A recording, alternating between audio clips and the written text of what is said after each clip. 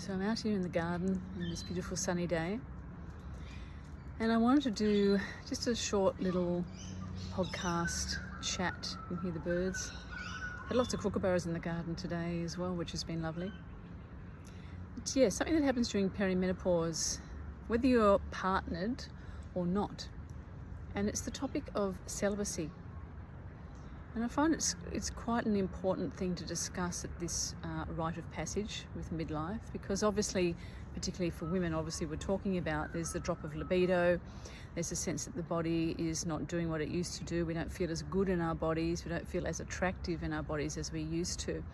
And there's a lot of stereotypes and a lot of labels that get thrown around at this time, and explanations that we're handed quite often that might put a band-aid on how we're feeling temporarily, but don't really fix or address the root cause of why we may be feeling less amorous than we have in the past. So in this video, I'm going to talk about celibacy and the rite of passage that is perimenopause, and some things that I've discovered through my own journey, because celibacy wasn't something that I actually woke up one day and went, right, I'm going to be celibate now. It just kind of organically happened. And with any sort of self-work, this is always the best way, in my opinion, that we just find ourselves being drawn to certain practices or pulled away from certain things and certain people and certainly certain behaviours and situations just over a period of time, that we're not making a direct cut-off, we're not being aggressive in our way of changing, that things just sort of organically evolve and dissolve. So if you're in a relationship, there's obviously a lot of discomfort and emotional ups and downs that happen with this rite of passage. So as I said before, you are going to be feeling less amorous, probably less confident in your body, less attractive. And that instantly makes the woman feel like we go inside ourselves. We internalize a lot of emotions. Men do it in their own ways as well. If we're not feeling that we are worthy of attention, we're not feeling sexual or just wanting to be intimate in any level quite as well, it's not often just physical intercourse, it's just being close, then this can cause a lot of strain obviously on relationships, but it's quite often reflecting something deeper within the woman as well. And if you're single as well, this still relates to you, of course, because you still go through the rite of passage. But at this time of our life, so many things are changing. We are learning to become ideally more comfortable in ourselves, more comfortable with our bodies, which means that we're going to be uncomfortable in our bodies as well for a period of time. We're learning to prioritize ourselves, our needs, to find our voice and to speak our truth, speak up when perhaps in the past that we haven't. Our perception of the world is changing, our needs and our wants. We've dedicated most of our lives to raising children, looking after others or caring for parents. And now it feels like there's this organic rising of like, what about me? And our purpose is shifting from one of passion to actually, what am I here to do? What did I come here to do and to achieve? So our creative essence and energy is shifting quite dramatically as well. So all these things can be very freeing. They can be very scary as well for a lot of women if we haven't spent a lot of time going within and working with ourselves, looking at our shadow, feeling our feelings, and expressing and communicating our feelings, not just to somebody else, but to ourselves. A big piece of perimenopause in this rite of passage, which involves celibacy as well, is that we are learning to find how to move through the world in a different way. Like, we're becoming more mature, obviously, as we move from motherhood into magehood. So our sense of identity is shifting, and that obviously expresses itself through how we feel in our physical body, how we relate. It might be something as simple as how we start presenting ourselves, the clothes that we start to wear or stop wearing, the things that we put on our body, the products that we use, the jewelry, the way that we adorn ourselves either becomes more obvious or less obvious. Things can change. Obviously, it's up to individual interpretation. But our sense of identity is shifting.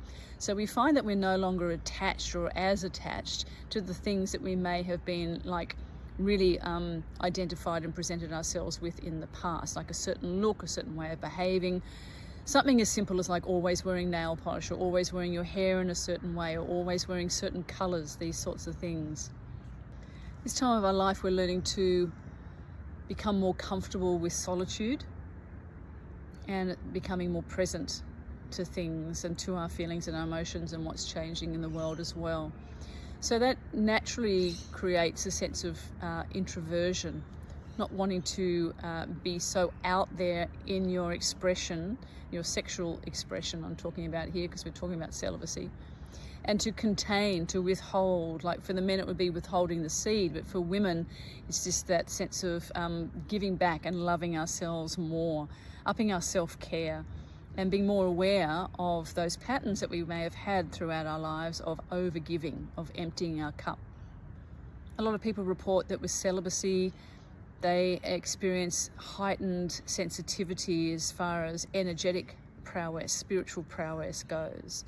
So when we take away some of the things that may have distracted us in the past, and I'm not saying that sex is a bad distraction, but we do obviously, and have when we're younger, become a little bit obsessed with it, and it's all about that, and we're looking for attention, especially if we're confusing love with lust. So when you strip all those things away, then you're left with yourself and that sense of presence and awareness, and that can allow your intuition to arise, especially if you get into nature and you're looking after yourself and you're really on a devoted path of self-care. You can find that suddenly your intuition is a lot stronger. So essentially we become less interested in serving and pleasing others and more focused on serving and pleasing ourselves. And the biggest thing with celibacy that I've discovered through my own practice and from other people's sharing as well, is that it reveals our neediness, our attachment, our must-have. We must have someone in our lives, which is lovely, of course, and it's wonderful when we do have it. It's got to be the right person, but essentially we're no longer willing to sacrifice ourselves and our needs or to compromise on what it is that we really want, just so we're not alone. We become more comfortable with being alone, because there's a big difference between loneliness and being alone. So we get more comfortable with our own company. Obviously that can bring up fear of missing out, especially if you're a younger woman who's still wanting to have children, for example, or that you're missing out on friendship groups or just doing the things that couples do. That's all normal and natural to feel as well. But I feel that celibacy can also increase our ability, or reveal our ability, for increased compassion. Certainly patience and tolerance with ourselves and with others. But as we develop that sense of self-worth, we start to feel a sense of deepening self-trust as well. And I apologise, someone's using a drill or something down the road, but that's what you get when you film outside. So yeah, becoming more confident in yourself, developing that sense of self-trust, that inner dialogue, and preparing yourself ultimately for the right person. Just making a choice that you'd rather contain your energy, your field, your gifts, your amazingness, and make that as strong and as clear and as clean as you can, so when you do meet the right person, then everything will unfold as it's meant to.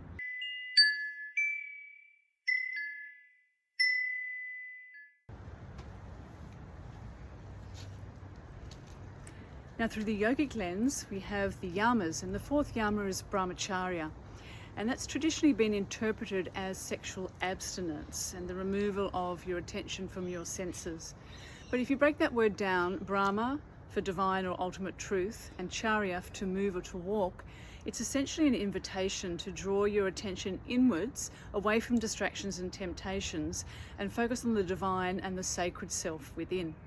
So through that lens, celibacy takes on a completely different frequency.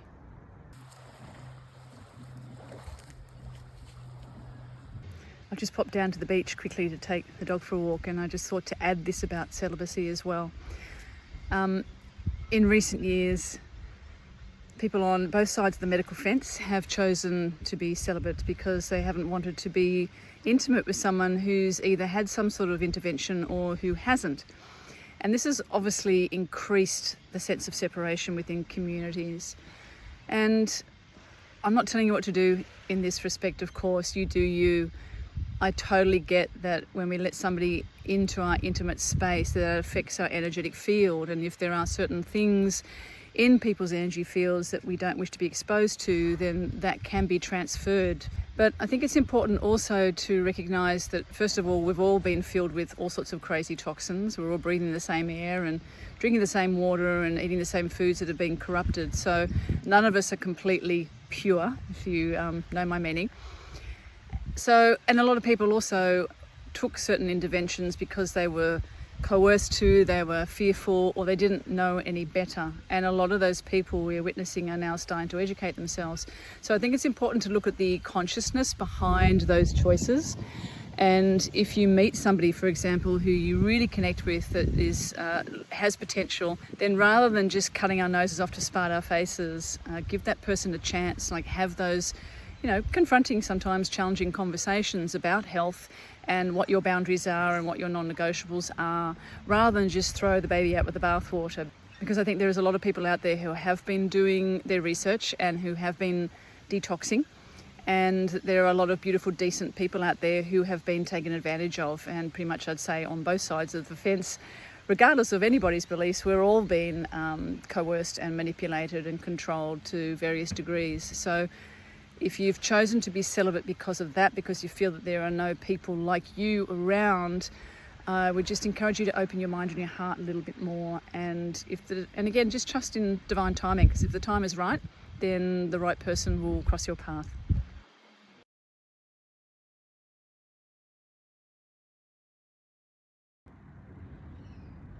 Obviously, sometimes you can find yourself in a relationship and you're celibate within the relationship as well, of course, as these changes, as your body changes and your whole sense of well-being and perception of connection and love. I've heard stories of a lot of women that have been going through perimenopause and they're with partners, but they don't feel the love anymore. So it's like they're celibate, but they're in a marriage.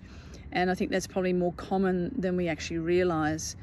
And a lot of people obviously move through that stage with partnerships, evolving and growing together through that rite of passage as the woman is changing. Because men have their own changes, of course, in midlife.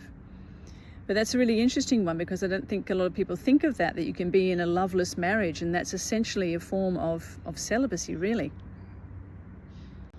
So celibacy is not a form of self-torture.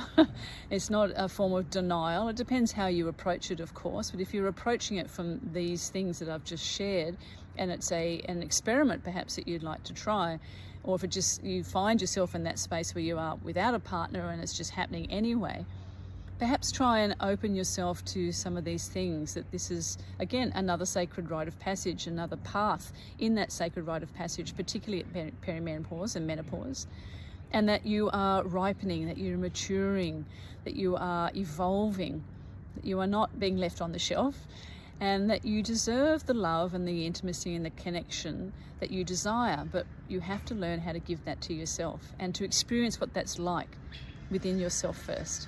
That kind of makes sense. And as we move to the awareness, that space of intentionality and more fulfillment, deeper fulfillment, I'll leave you with this little quote that just came to me this morning. If you're looking for someone to love, there's only one you, and she's more than worth it. So I hope that's given you some things to think about. I'd love to hear your thoughts if you want to share them in the comments.